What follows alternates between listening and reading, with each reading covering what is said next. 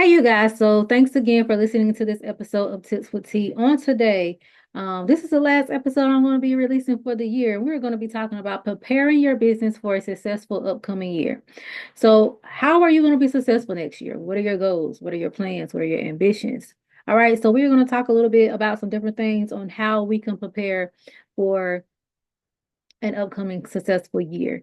Every day we should commend our day, and when we want to commend our year to be successful for our business, we should prepare for it at the end of the year. All right, so the first thing I will suggest that you guys do is to reflect on your past. So reflect on the past year or this year that we're still in. How was your performance? Do a performance analysis. Um, if you want to get customer feedback, gather insight for customer reviews, the complaints, do surveys and things of that nature on how you can improve your service or your product. Internal feedback. So if you have a team that you work with, whether you have employees or virtual assistants, someone that is helping you with project management, get feedback from them. We grow um, when we learn from each other and together. So ask your team, hey, what are some things that you liked about this year that you want to see continue to move forward? What are some things that you want to change that you think will be beneficial to the business and to yourself? Like what can I do to make your performance better? Ask those type of questions. Another thing you guys want to do is define clear goals. So you might want to do the SMART goal strategy. What goals are specific, measurable, achievable, relevant, and time bound? Implement SMART goals. What are your financial targets for next year? How can you achieve those financial targets? And you need to set some short-term goals and long-term goals for those financial targets. And when are you going to review those goals? When you're going to go back and make sure you're hitting those goals during what months of the year? All that stuff needs to be planned in. What are your goals, customer goals? Like how many customers do you want to be able to service next year? How are you going to do that? How are you going to reach that number?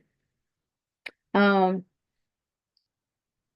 your operational efficiency. So set objectives and improve processes, technology, or team structures to boost productivity. Okay. Another thing you guys want to do is budget planning and financial prep. Make sure you guys are doing this throughout the whole year. I cannot explain this. Me being a tax professional, we're going into a new year and tax season about to be around the corner. To make sure you're doing budgeting, financial prepping throughout the whole year. Don't wait till December to start doing these things. To make sure you're doing these things throughout the whole year. So you need to do forecasting. You need to project sales, expenses, and potential capital needs. Um, do cost cutting investment, identify unnecessary expenses and areas to invest growth like training or technology. So how can you pretty much cut out unnecessary things, use that money to help grow your business.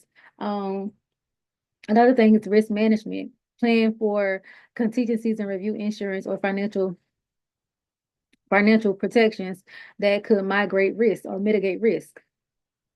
Excuse me.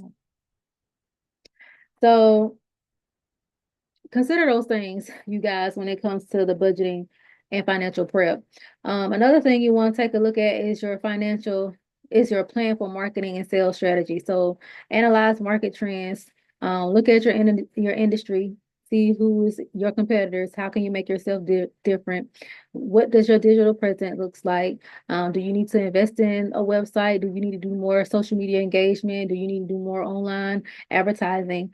Your customer experience. You want to plan improvements in the sales process and customer journey to increase satisfaction and retention. Another thing you guys you want to do is to evaluate your team and talent needs. So do skills assessments. What are your hiring needs? Um, your culture and your retention. Do your workers feel like they're working in a positive work environment? Do they feel comfortable there? Do they feel like their family? Do they feel like um that they are meaningful to your job? Do they feel like they are actually adding value to your business, or they're just a placeholder? You want to make you want to make your employees feel welcome. You want to make them feel like they're working in a positive work environment to decrease the turnover rate. A lot of companies they have high turnover rates because their employees feel like they're just another number. They're not heard. Um, and they don't feel welcome. there in that work environment. You don't want to make those same type of mistakes. Um, you want also too, you want to improve operational efficiency. So you might want to do some process review, um, tech upgrades, and sustainability. So if you know you got software that's outdated, you might want to look into getting new software um, that is more efficient and cost effective. Now, however, I will say this: if it's not broken, don't fix it. If it's something that's working, work. If it's something that's working just fine, leave it be. All right. If it's something that's cloud-based and is constantly always up to date, leave it alone.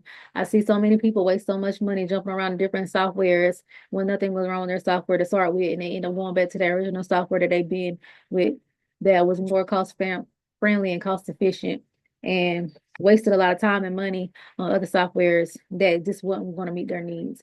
You grow, you expand, and you move into different things when your business starts to grow.